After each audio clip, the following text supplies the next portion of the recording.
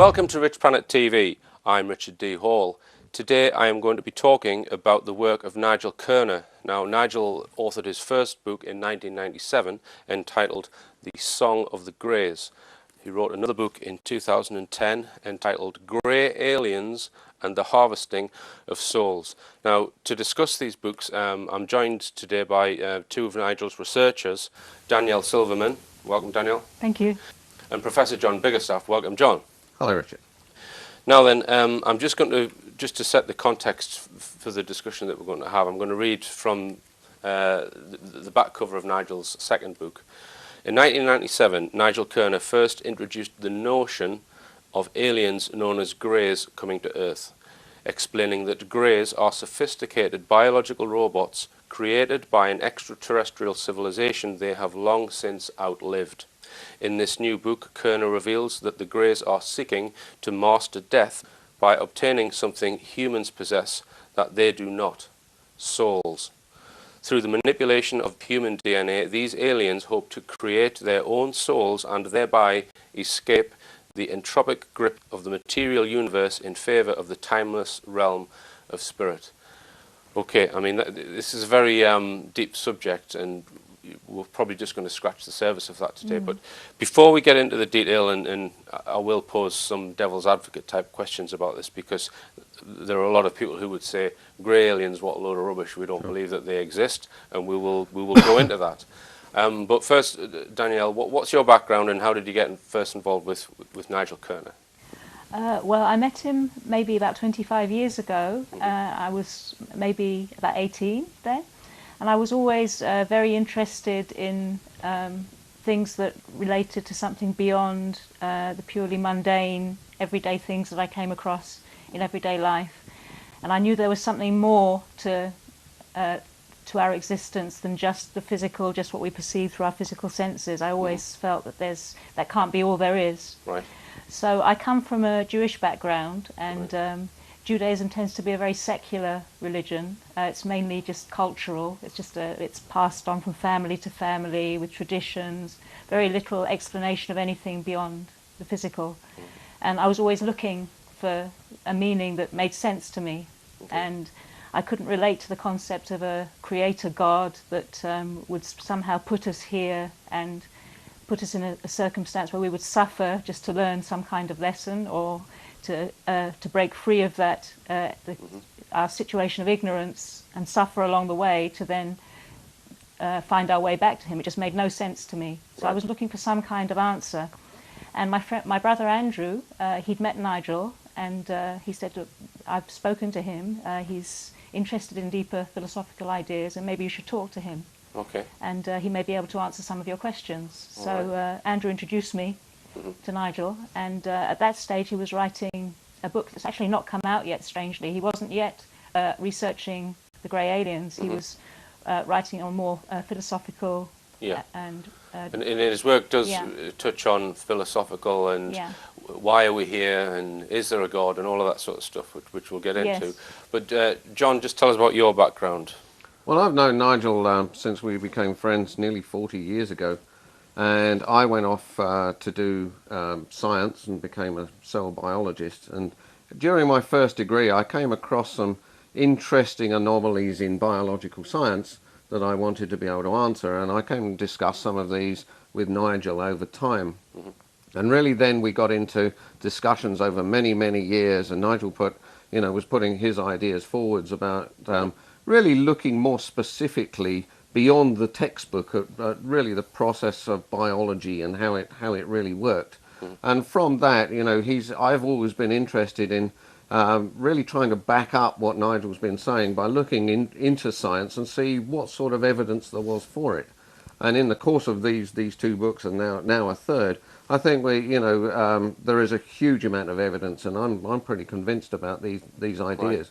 So you are a professor of cell biology, is that right? Yes. Okay. Yeah. And Nigel does seek to align his theory with scientific knowledge, would you say? He's not...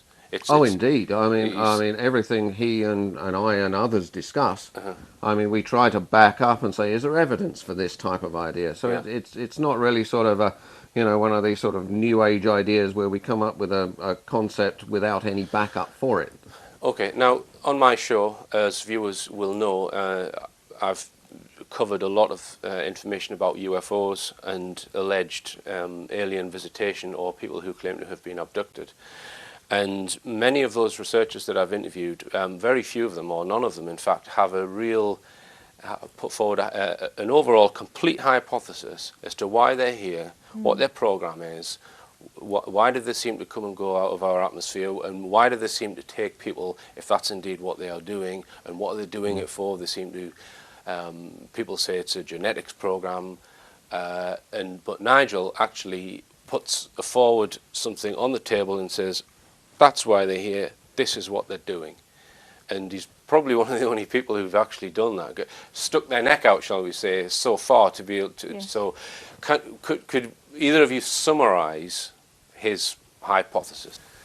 Well, looking at the evidence from Professor Jacobs and Bud Hopkins' research into abduction episodes, it does seem to be the case that these grey alien beings that people encounter in the abduction episodes, they seem to have no sense of emotion, no sense of any countenance of whatever might be going on in the people they abduct. They can, all kinds of pain is suffered, they take people against their will, they don't seem to have any sense of conscience or any human sense of empathy with the people they abduct. And it's almost as though they're some kind of robotic entity, and that is basically Nigel's hypothesis, that that's what these grey alien beings are, that they aren't capable of an emotional sense or a sense of empathy, simply because, not because they're evil, not because they're something, they have terrible intentions, simply because they're following a program and they don't know how to be any different. So you might get there's many examples quoted in David Jacobs and Bud Hopkins' research where the grey aliens will give one of the babies to somebody to hold, one of their hybrid babies that they might have made, and they seem to be watching to see what the emotional concourse is between the woman or the man holding the child and how that affects the child. They seem to be confused. There's a look of bewilderment as to what on earth is going on. What is this strange thing called emotion? Right. And let's just touch on Jacobs for a moment, and also, Bud Hopkins you mentioned. You've studied their work, yeah? Yes. In detail. These are people who have interviewed and regressed hundreds, if not thousands, of abduction or abductees. Yes. Now, what do you say to the skeptic who says, well, look, this is all research done on people who are under hypnosis, who are possibly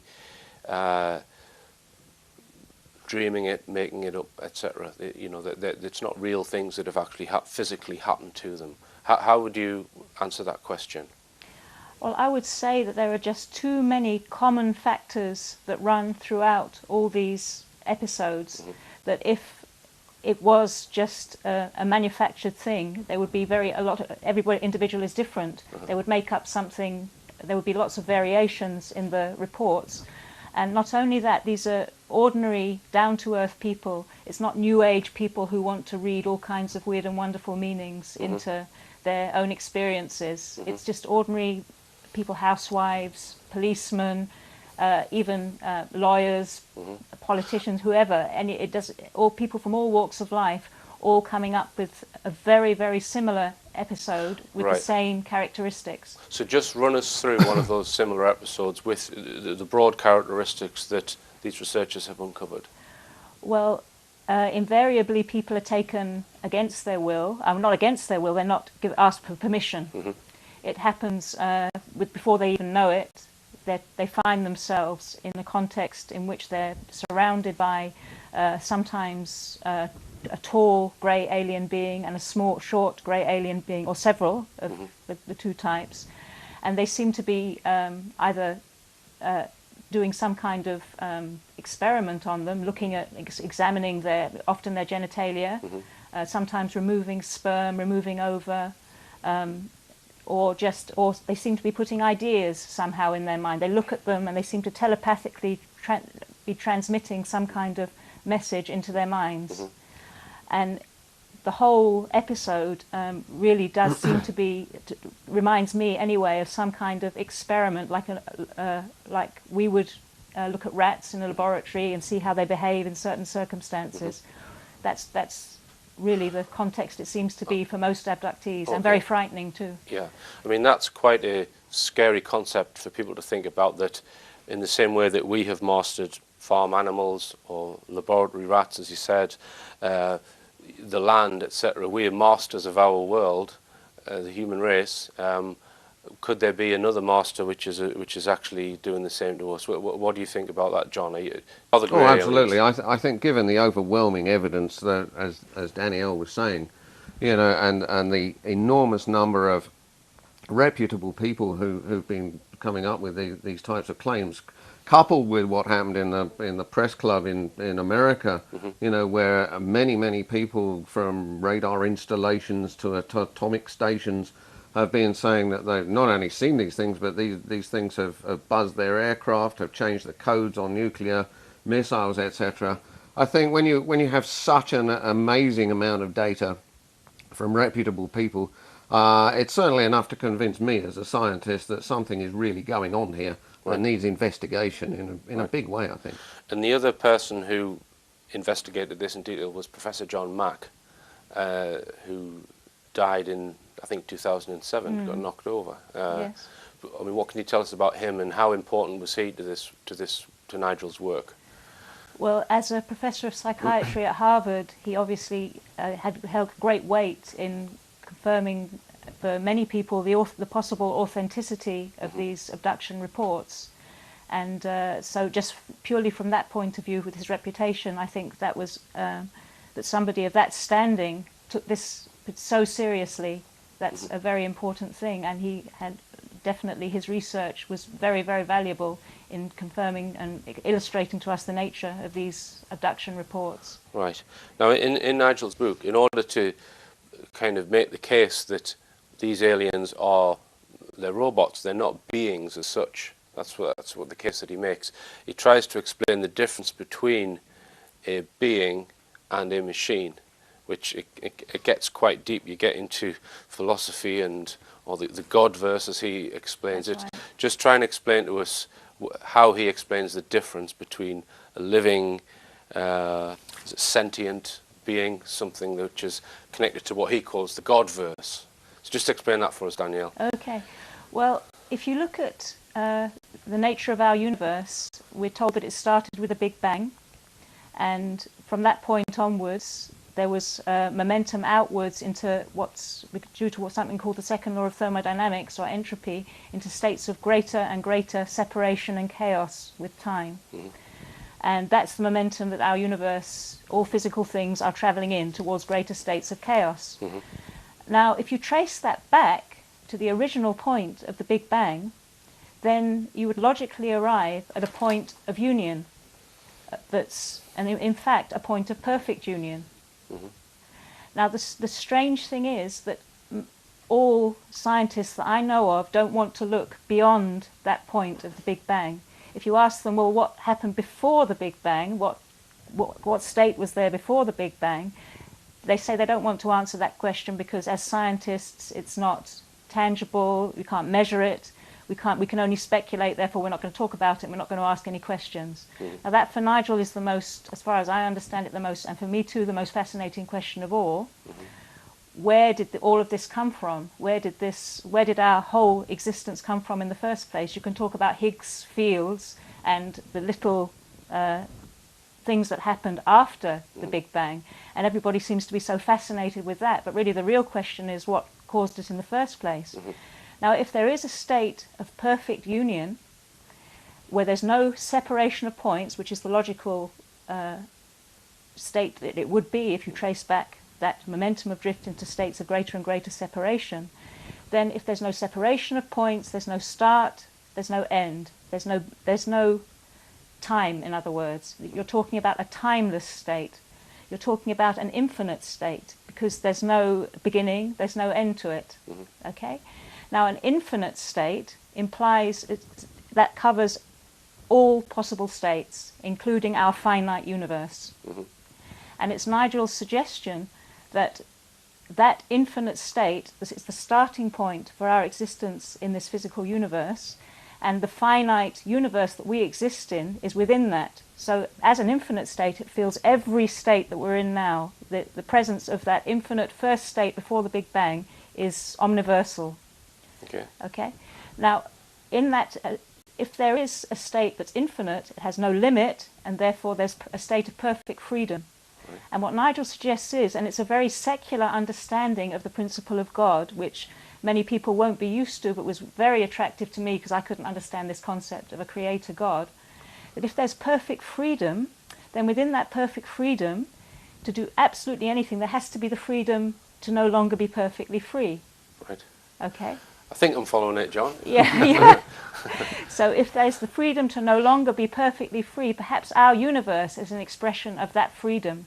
Right. In the complete expanse of all knowledge that infinite expression must be, there's limit within that, a possibility for limit, and perhaps we're just the result of that possibility for limit, and we've got caught in that limit. So he draws a distinction between the physical universe and some other place, or which I think he refers to as the Godverse. Is that right? The Godverse, that is that infinite state. He calls it the Godverse because there's so many connotations attached to the word God, and so on. So he tries to make it to give the sense that it's an implicate state that is not in any way directed. There's no creator God, no man with long flowing beard. Yeah, because if you ask the question, God made the universe, then I just would say, well, who made God? Then people say, well, no, nobody made God. He just is. Then you could say, well, isn't the universe just is? Why does the universe need a creator if God doesn't need a creator, if you see what I'm saying? But he goes on to talk about the soul and the fact that this basically a component of beings which does not die when the physical body dies. The reincarnation, people call it, and this is he mentions quite a few cases of near-death experiences and what's the other one? Children who claim to come out with stories from previous lives, etc. I mean, you believer in that, John? Absolutely. I think a lot of this really stems from what Daniel said. One of the connotations of this is that this state of union of all being really is where consciousness resides. All consciousness resides in principle all together. And really, because it is a state of singularity in its way, it really defines that there must therefore be its opposite, which is really a state of everything being observed from the state of separation. And therefore, within those two boundaries, universes really come about, which are really a conglomerate part of these two functions. Really a function of what is really the chaotic pole, if you like, of being, which is physicality, etc. And within this framework, you have this consciousness function, if you like, which is being mixed together in this sort of central phase of what we observe in our universe. And therefore, consciousness itself is really a function of the universe. Right. And in such a state, it exists within, quantum physicists would talk about, for instance, potentials and actuals, collapsing wave functions. Mm-hmm. Well, the potential, therefore, for being, what we really are, is in this potential state.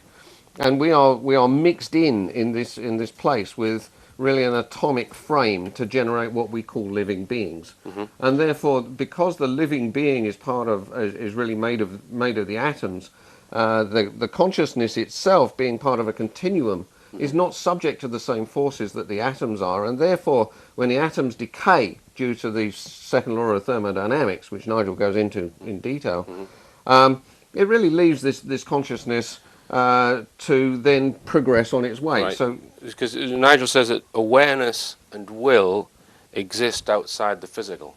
Yes. So there's something outside the physical things that science can detect that is playing a role in that physical world.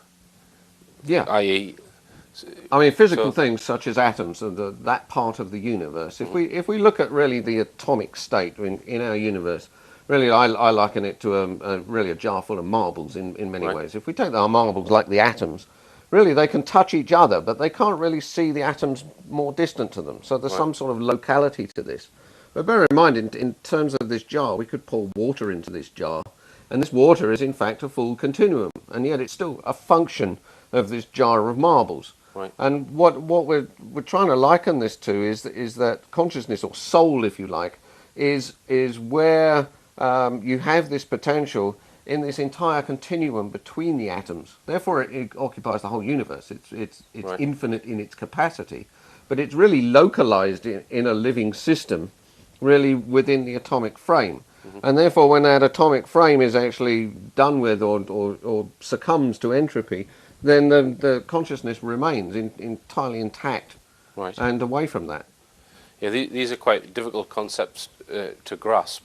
I mean, Nigel says that the soul is like a strand, as he calls it, connected to some central point. Is that right? Well, or- being part of this continuum, it obviously has and the universe actually comes from a single point, then this continuum of consciousness actually comes essentially from the beginning of the you universe. see, if that initial point is timeless, if we came from a state of pure awareness and perfectly free will to start with, and that state is timeless, then by definition it goes on forever.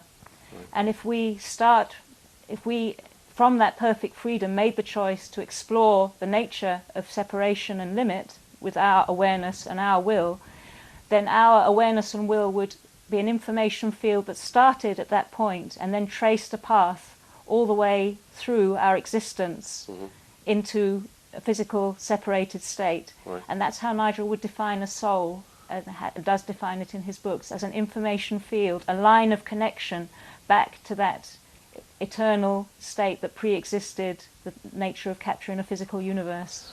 All right, and Danielle and John, we're going to go for a break, and we'll be talking more about Nigel Kerner's books after this.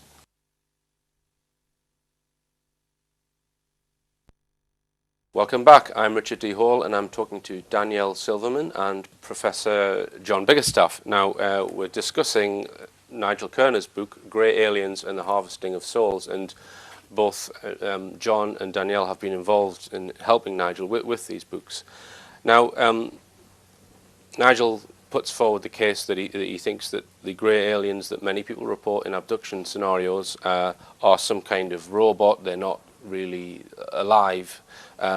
Is it not possible that artificial intelligence, they could make a conscious being artificially, and it could pretend to be conscious? Is that not possible? It could pretend to be conscious, but it wouldn't be conscious, because in order for there to be consciousness, in order for there to be awareness of an external world around you, you have to have a reference outside of that external world in order to know it.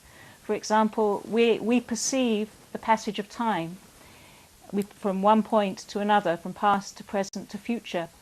If we were, as all physical atomic things are, purely subject to that passage of time, without any extra element, any extra ingredient that was timeless and outside of that situation, we would not be aware of it. It's just like if you're sitting in an aeroplane and you look out of the window, the only reason you can see the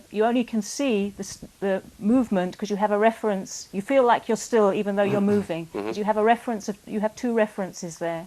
You need a reference outside of the passage of time, outside of point to point to point to point, to be able to be aware and to know that passage of time, to be aware, to be conscious. And therefore something that's artificial, something that's created purely out of atoms and a physical set of ingredients, cannot be aware. It's just a program. A computer, just no different to a very highly advanced computer, an artificial intelligent robot. There's no way it can be aware of its programs. It can just run on them. Let's come on to the argument of evolution versus intelligent design versus intervention, because you're a cell biologist, John, but you don't believe in evolution. Is that right? That's absolutely true, and it's present and in a neo-Darwinist way. Right. So I think there's much more to the story than that actually lends part of a lie to that. Although, for instance, Darwin himself was absolutely accurate in that species will adapt to their environment. And really, he didn't claim in that sense that there's really an ascendancy of order. He was just saying that they adapt to their environment, and this may be the way in which species come about. But the problem is that in the light of really the physics and cosmology of the thing, we've just been talking about the beginning of the universe, and it was important to do so because from the beginning of the universe, everything is tending towards more and more separate states, such that eventually it's predicted that, you know, there will be what's called the heat death of the universe, in which everything really just stops, and the whole universe effectively comes to an end. Well, in this decay process, so entropy really, or rather the second law of thermodynamics, is really driving everything to become more and more and more separate. And what neo-Darwinian evolution has proposed is that on this Earth, some molecules in various puddles somewhere many years ago with little bits of lightning, etc., can really come together, form complex systems in which they can then become self-replicative and actually eventually get to the point where they become more and more and more sophisticated and eventually generate human beings, etc. Okay, so how did the human being come about if it didn't gradually evolve from something much simpler in small steps? Absolutely, I'm coming to that. How did we get to be? Exactly. Well, if we go back to where we were, and consciousness is a function of the universe, which is, you know, is sort of ignored and sidelined by science, and this is really why I think most of the sciences can't make any sense of either the universe or living systems, is that this consciousness, this soul part, this observer, if you like, in physics, is really required for the universe to be. Now, the point is that because consciousness is really a function of the universe, as the second law of thermodynamics is breaking everything up, so basically everything rots. Well, if one's soul, essentially, one's being, one's awareness, is really linked into this field, then it too will gradually break up into smaller and smaller components. And therefore, the whole thing is really consistent at that point because it's with the second law of thermodynamics. Whereas the theory of evolution, neo-Darwinist evolution, is really going against the second law of thermodynamics. It's saying this is a special case. They claim actually that the sun can do this, but in that case, why isn't it doing it to everything? You know, how does it just do it to some molecules? And really, the evolutionary biologists have really, in the last few years, really come to almost give up that idea in favour of what Fred Hoyle and Chandra Wickramasinghe were saying years ago about, you know, life coming in on asteroids. Problem with that, though, is that we're really just deferring the problem. Life on this planet may have come from asteroids. Where did that life come from? Another group called the Intelligent Design people actually say, okay, well, to overcome this problem of this assembly of everything, you know, against a trend towards randomness, which can't really happen, the Intelligent Design people actually say, okay, well, there's a problem with this, but so we have to put in information right at the beginning to actually generate this whole thing. This thing is still not consistent with the second law of thermodynamics, and so really this concept of devolution, if you like, where you're getting the simultaneous breakup of all living things through more ephemeral states of being into more solid states of being, is actually a much more consistent model. Okay, now if we just look at the Earth, okay, there's a section from this book that I've been reading called Genetics for Dummies. I'm just going to read this part out of it. I think I'd need to read that. Scientists have compared mtDNA from people all over the world to investigate the origins of modern humans. These comparisons have led some scientists to believe that all modern humans have one particular female ancestor in common, a woman who lived on the African continent about 200,000 years ago. Now that's fairly accepted, is it, John? It's generally fairly accepted, yes. Now you get your anthropologists who will say, well, that African Eve was an offshoot from some other hominid or some other ancestor. Whereas you get other people, I've spoken to Lloyd Pye, who believes there was an actual genetic intervention, who said that that first Eve was actually at least in part, genetically engineered, the result of a genetic engineering from some advanced race. Really, if we look at mutations in mitochondrial DNA through the ages, you can actually backtrack this to a theoretical single individual around a couple of 100,000 years ago. And this really points to the fact that there was a real bottleneck in the number of hominids around at that time. And really what Nigel is saying in the book is really that this process of devolution, you're actually going to go down until you're gradually losing awareness as time goes on, and so you become the equivalent of a human being, you become a hominid, you become less able, more reductionist, and then that will go down through animal species. Okay, so how does the complex, all-seeing, all-intelligent human being come about in the first place then, all that complexity? If you're saying that it devolves rather than evolves. Well, it devolved at one point, but then this is where these artificial intelligence systems come in, because they actually come in, and because we have a memory in our DNA, which is really our junk DNA, they can actually then, these guys come along and they can trace this, and therefore they can sort of reboot the whole system. And this is what I think a lot of people, including Nigel, are really suggesting, is that you can then start to increase brain size, and then you increase, because one of the big problems with the concept of evolution, for instance, is the number of things that happened at the same time. And within 200,000 years, by random chance, really there's no possible way that this can really happen. And so there had to be some sort of intervention. And really, the Greys or this system is really the candidates for doing this. And really the next question is, why would you do such a thing? Because the brain size in modern humans is, they can't really explain well how that came about. The sudden increase in brain size. Just tell us about that. Nowadays, we're actually saying, okay, well, we're only using a certain part of our brain. Some people would say we're only using about 5% of it, but others would say it's more than that. But nevertheless, there is a significant part of our brain which is not currently being used. And therefore, people say, okay, well, again, according to evolutionary theory, this is clearly impossible, because otherwise you're actually making redundant systems. You're actually saying, okay, well, just in case, I'm going to make this thing twice as big. That therefore points to something intending to do that. So these things cannot happen randomly. The next thing that happens is that if you're going to increase the size of the brain and actually increase technological knowledge, etc., then your problem is, how are you going to have the babies with these increased sized brains? So you've got to do something else to the body to actually admit the larger baby's brain, head through into the world, and therefore you've got to make changes in that. And so there are a whole bunch of commensurate changes which had to occur, and there's no possible way that those are going to occur accidentally. Right, okay. Nigel contends that the whole abduction phenomenon is about those Greys trying to get something that we possess that they don't. What are they trying to get?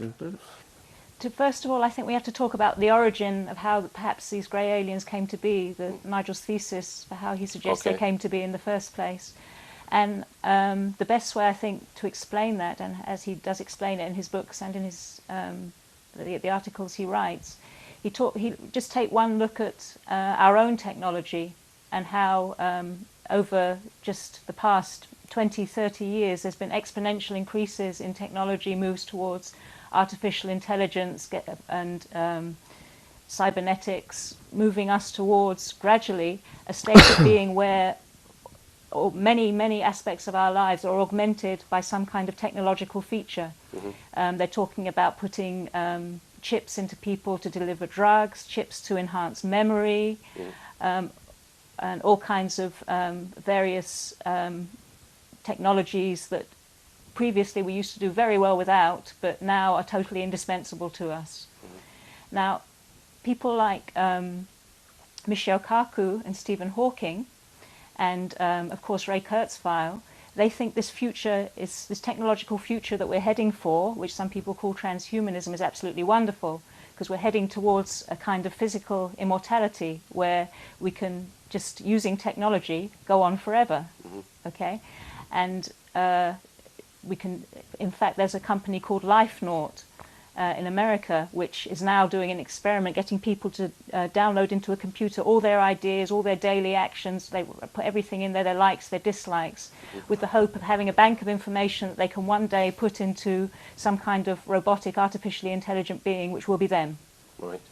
I think it was 2004. BT were inventing something called the Soul Catcher, and that's they were inventing this. It was a chip that would be connected somehow to the optic nerve and would take in all the information, all the sensory information around an individual throughout their life, implanted at birth, and that again could be put into some kind of artificially intelligent robot which could replicate them and be them in the future. But you would argue that we never ever could be them, because never it's could not, be them, of there's course. It can't be conscious. Right. In fact, whoever did it wouldn't be there to appreciate it. Right. Now, what Nigel's saying is that perhaps, and in fact it's more than likely, because anybody looking at the trillions of planets out there would know there's got to be other life out there. It's not just us.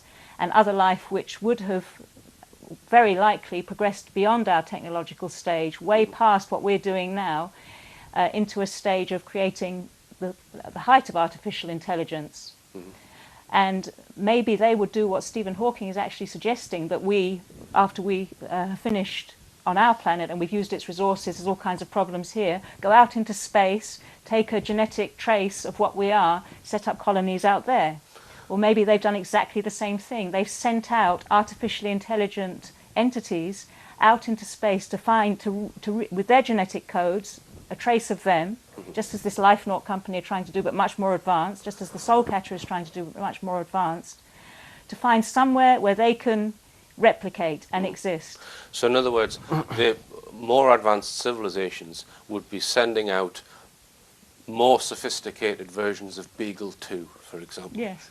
Or the Mars Lander or whatever. Yes, exactly. And it's not going to have wheels and an engine on it. It's going to be a being that they're going to send out to, rather than send themselves out because they're too important, they don't want to get damaged or whatever, so they send out something that can repair itself. I mean, they wouldn't survive this travel necessary through space. Absolutely. To do it. But it's still biological in its function, you think? I mean, pseudo-biological. It's been programmed with what its creators would do. Now, Richard, one of the things that it's going to be programmed with is to look after itself. You don't want this thing sort of falling off a cliff, or neither do you want other entities coming at it and destroying it. And so you're going to put into its programming this ability really to look after itself. And, you know, in looking around, it's going to look at its creators really as really the biggest threat to what's going to be able to take them out.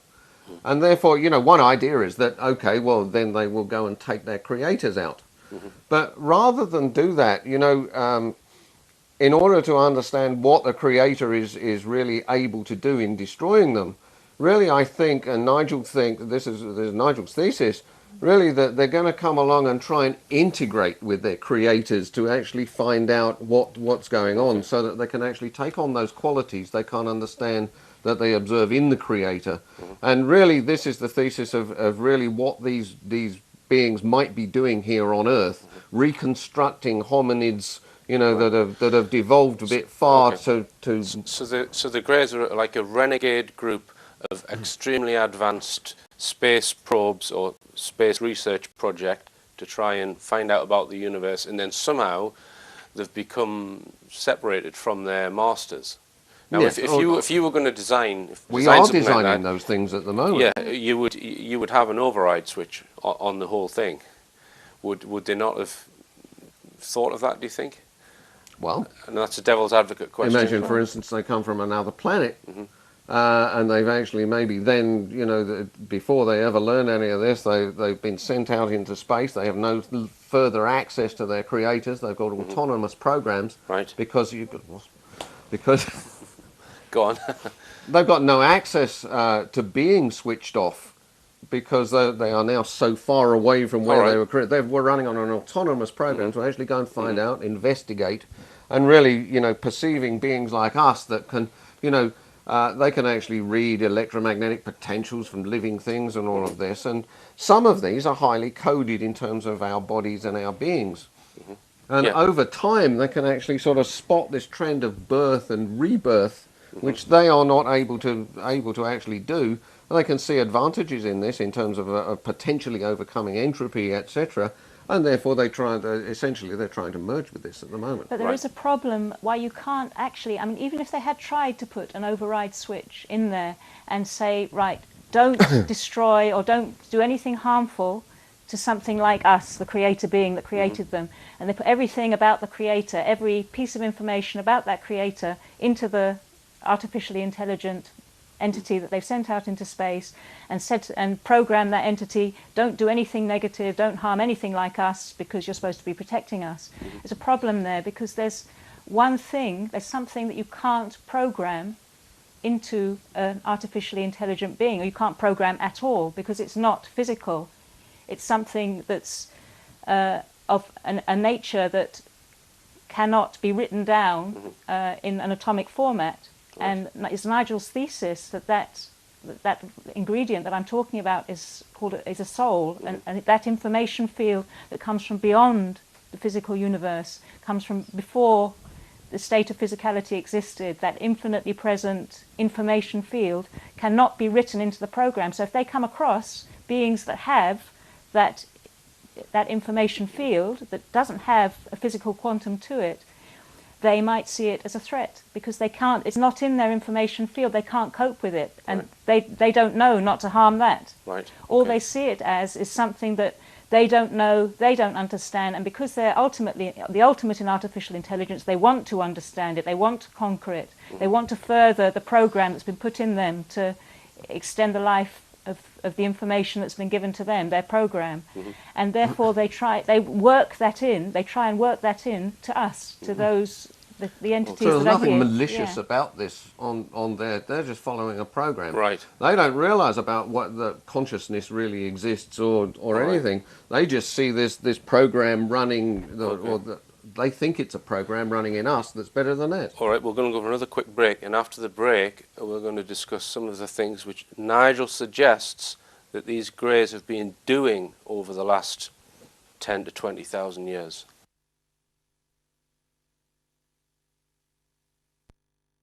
Welcome back. I'm Richard D. Hall, and I'm talking to Danielle Silverman and Professor John Biggerstaff about Nigel Kerner's work, Grey Aliens and the Harvesting of Souls. Now, one of the very disturbing things that Nigel suggests in his book is that grey aliens for millennia have been tinkering with human genetics, and that the broad races on Earth have been messed with in a particular way. Some people would read this and say that is very racist, but he actually suggests that racism is something which has been introduced by them. Is it? That's right, to create separate control groups, just as any scientific experimenter would, so you can watch safely within that, without any interfering factors, what's going on in that biological group. So racism is a perfect way to keep a group genetically pure, so that they can look at what's going on with their experiments. But John can perhaps explain So if I'm doing an experiment, for instance, with organisms, bacteria, and I want to do something, make a genetic change in them or whatever, very often we'll put in something called a reporter gene, which will then express and change the colour of the growth of the colonies, etc., within this plate. Having seen a difference, which is to the experimenter's advantage, this is actually what I want to achieve because I can then perform my actions on that. I will then take that colony, for instance, and then split it up into different plates and take the other colonies as controls and then move them to different plates. Now, if we go back really to the out of Africa idea, partly the fact that, whether it was a lush environment they were in, there wasn't really much incentive for people to go walking thousands of miles to do things. It's more likely, given this scenario and what Nigel hypothesizes, is that really in the same way that I mess with organisms on plates, that these guys were messing with us as a species, really looking for advantageous genetics. Not so much racism, as we said, these things are running according to a program. They only care about whether they can mess with our genes more efficiently. And it turns out that the molecule melanin actually, you know, when we mess with genetics and stuff, one of the ways in which we can do it is to use things like ultraviolet light to actually splice the genes in the cells and actually alter the genetics, or to get things to, you know, things we've put in to actually take, so that we can almost microsurgically implant them in the cells. The thing is, if these cells have got a lot of melanin in them, it's a dark pigment, it tends to absorb that light and diffract it and turn it into vibrations, etc. And then the light just doesn't get where it's really supposed to go. And so really, in the discovery, perhaps even accidental, discovery of subspecies of us, if you like, or groups of us, which didn't express so much melanin, made it easier for them to get their genetic profiles into us. And therefore they then sort of sent the white people, if you like, or one group further north. You know, some became the Aboriginals of Australia, some were left in Africa. And so there was this great movement of these different populations, and really then they concentrated on the ones which they had most access to. Because so it's not racism in a way. Yeah, as I said, it's accepted that every person on the planet is basically directly descended from pretty much one Eve in Africa. Now, let's say that was a result, all of the variation that's currently on Earth, Yes. that was a result of intervention by the Greys, say, Yes. right? Would geneticists not have spotted that in the human genome? Would they not by now have gone, hey, look, this group have been messed with because that genetic change couldn't have happened so quickly? Would they not have spotted it? A lot of geneticists think things happen randomly, but random changes can then add up, etc. In fact, a lot of statistics says that, you know, random variation, etc., is nearly impossible. And in fact, this has led the genetics crowd really into some really big problems trying to explain things like this. And so what they'll do is, yes, quite rightly, the mitochondrial DNA has fluctuated, and you can backtrack that fluctuation.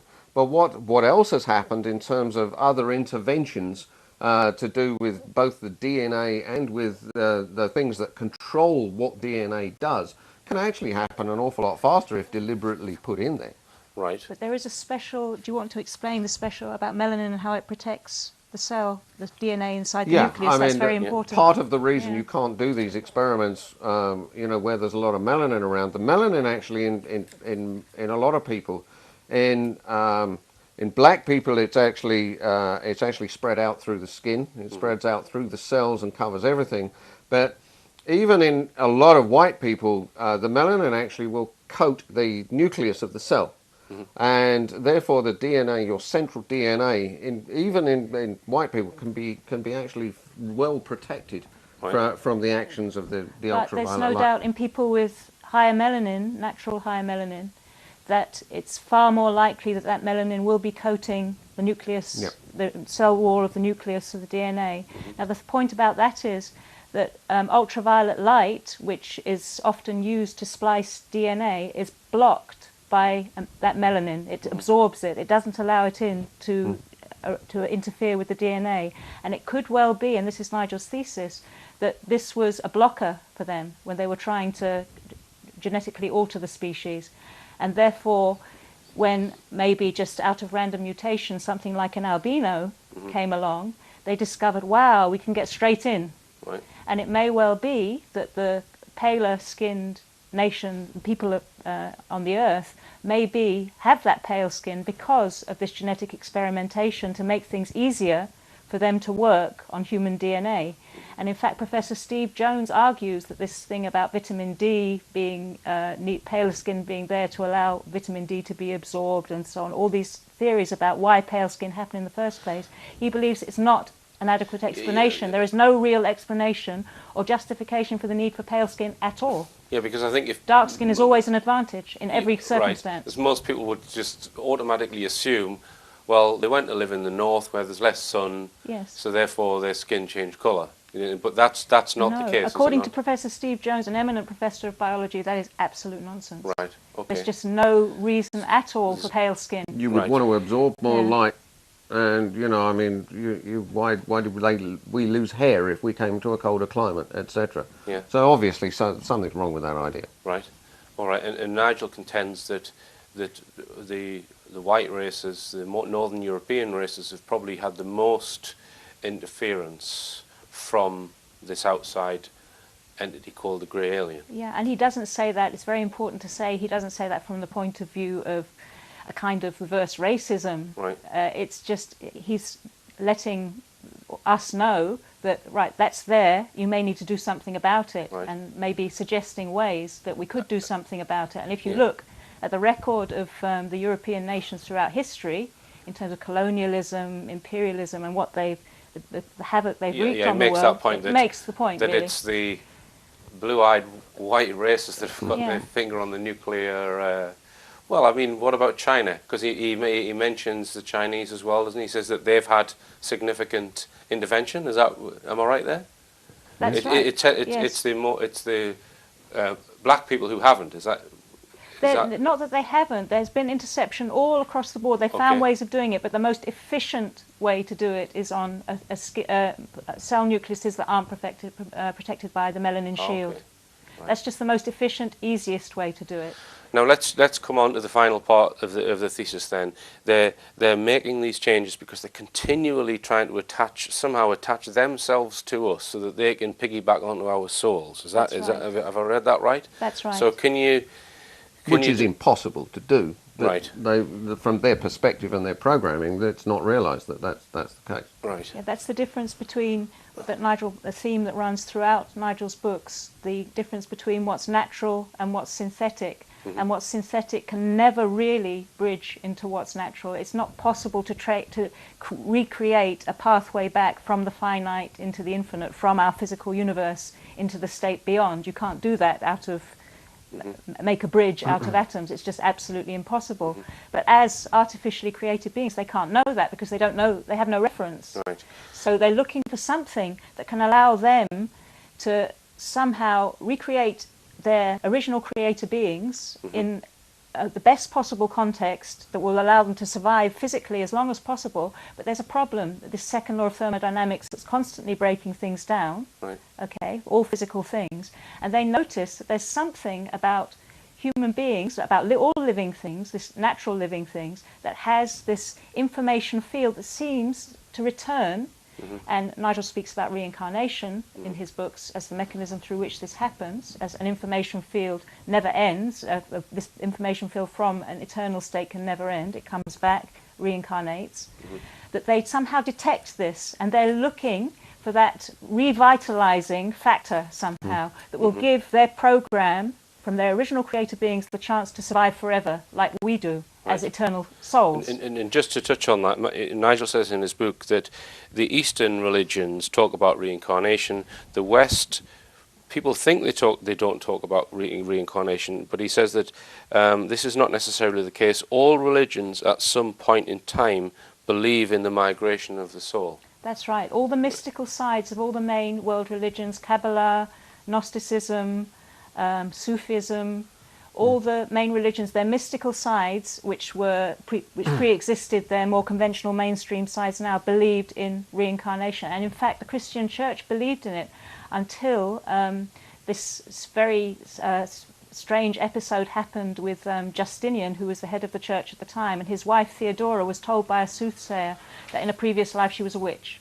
Right. She therefore convinced her husband to take out reincarnation from the Christian Codex. Really? Right. So it may well be that in time, we've got all of this going on with these greys trying to assimilate us. Makes the story sound really horrible, for the future of the human race, and it's quite dangerous. But it may be that in times, past, great teachers have come along. In other words, people with souls with more awareness, more closer to the beginning point than we are, have come along really to warn us that this is going on. Because really, in the end, the only way out, if you have an eternal soul, then the only way really to overcome the problem of aliens and stuff is to really remove yourself from the physical component and actually go back to that place where everything is all together. Which is what the great teachers of the past, Buddha, Yeshua, the Jewish name for Jesus, or the Muhammad, all the great teachers are saying this, and that's basically the central pillar of what Nigel's saying. But so he thinks they were warning the human race about Yeah, I mean, the it says Jesus intervention. The came to danger, save yes. us. What's he saving us from? Right. You see, the transhumanists are looking for some kind of physical immortality in a state which is absolutely lunatic, because they can create all of this, and they're not going to be there to be aware or conscious of this artificially intelligent entity they've created, reflecting themselves outside of themselves, and they themselves will be gone. Yeah. But physical immortality, if you want to be there to consciously appreciate it, is impossible. Right. But immortality beyond the physical state, that's the thing. That So these really great this teachers are talking transhumanism about. is really sort of a set of physically oriented prosthetics for something awareness and your soul and your consciousness is already able to do if you look at it in that way. But it's beguiling, and so beguiling that, I mean, people will see, right, let's say a mother has a baby and she's told, well, if you implant this chip into your child, they're going to be more intelligent and have a better memory and be able to do all kinds of things in life, like even musical talent, whatever, and your child will have this advantage. And the mother might think, well, I'm not going to do this because this is awful, I don't want to interfere with my child's body like this is wrong. But then that mother might think, oh God, but what if the other mothers do this? Their children will have an advantage over mine. And then the whole thing escalates, everybody's doing it, and if that's the whole point that Nigel makes, which is the warning that he puts in his books, and he's going to make this very clear in his third book, which will be published in the near future, that if you do interfere with the natural scope of a conscious, aware being with these artificial quantums, then those chips, those interfering elements can be hacked into, can be controlled from outside, mind control, or control, in fact, by these grey alien entities who are masters of technology. People say that it's a hybridization program, so they're making part human or part alien. Now, how will then that allow them to attain our soul? Can you explain that, John? Yeah, What's Nigel saying when he's... The concept is that the soul, if you like, or the potential part of you is in a continuum outside of atoms and therefore outside of force. But the thing is that while you're within atoms, while you're within a living system, there are symmetries of molecules to do with really shape of water, etc., in which you can actually get these fields, both the physical field and the outside field, which is you, to really resonate, causing this living structure. Well, when that actually parts, when your blood stops flowing and your biomagnetic field slows down... When you die. Yeah, when you die, that's no longer held in, and it actually gets out, but it has to get out through increasing or decreasing levels of tension, of force. Now, some of these edges of the force are still, because they're enforced, these greys can actually plug into those little edges. They can't get into the place where, you know, where it goes far enough, the force can't get in there. But they can get you along the edge. And if you have, for instance, have qualities, you know, that are going to bring you back again, then they can actually sort of put little bits at the edge, little sort of nip away at the edge of your soul, if you like, to really to implant qualities that when you come back again, you're a little more like them.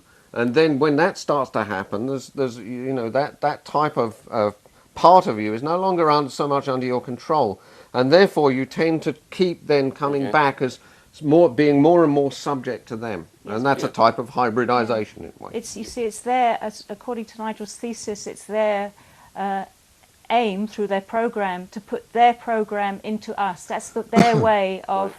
When he talks about riding piggyback on us, that's what it means, putting their program into us so that we become as much like them as possible, and therefore they live on as we live on in their terms. They believe they're living on. And they do live on, and our bodies do live on, but what is then us is dissolved into a hive mentality. It's quite difficult concept. These are quite difficult concepts to grasp, but he has been very brave in putting forward this whole thesis as to why, and he claims that this whole thing explains the UFO phenomenon, why people see UFOs and why they're taken by UFOs. Yeah, I mean, there is a simpler way to explain it, which he does. He's actually, in some of his interviews, he's spoken about this. He uses the analogy of a text message on a mobile phone.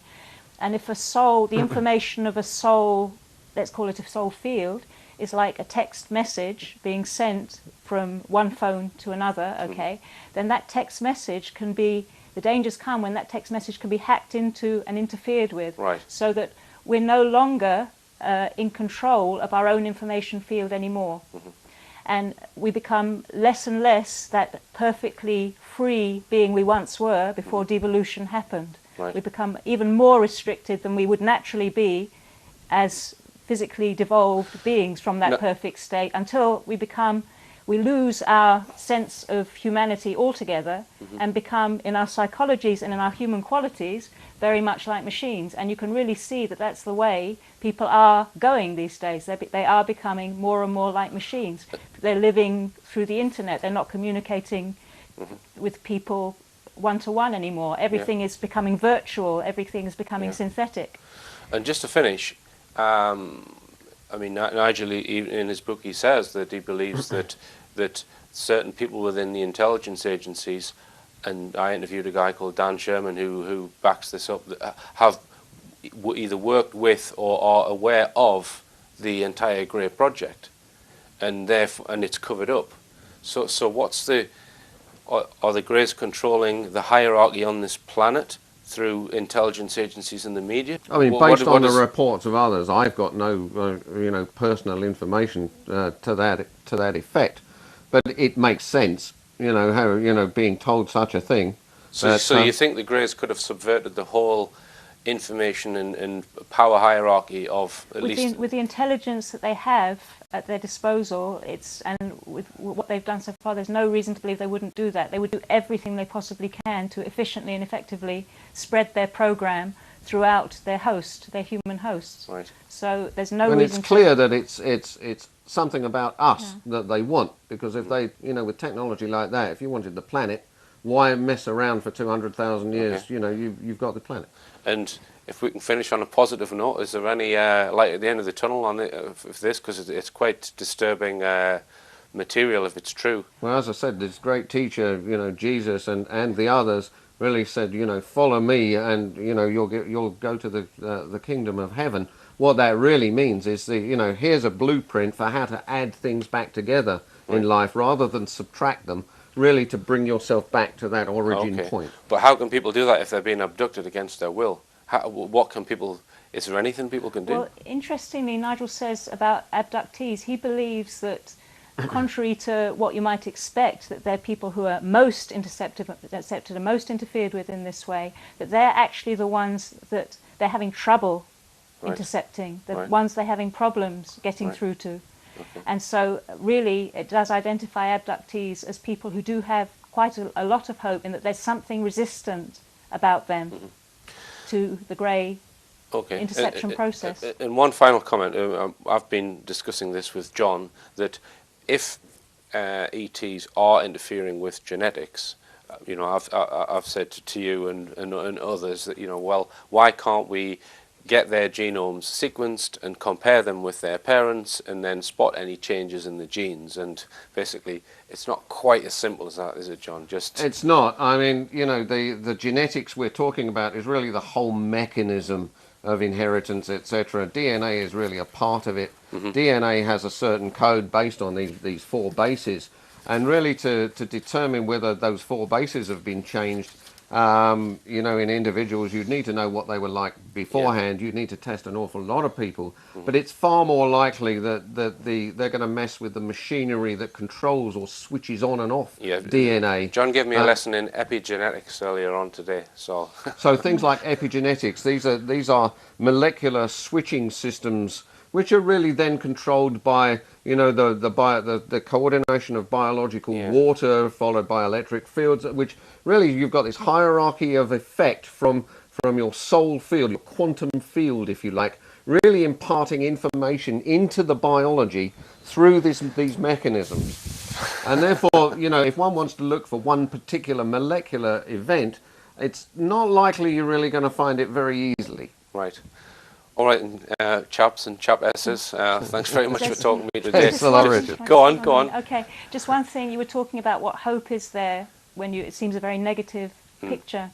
And throughout Nigel's book, as we've mentioned, he refers to the great teachers of the past and what they've suggested to all of us in the qualities that to bring people together, to unite, to love and to care, that they always advocated that, not to be selfish, not to be self-centered. Okay.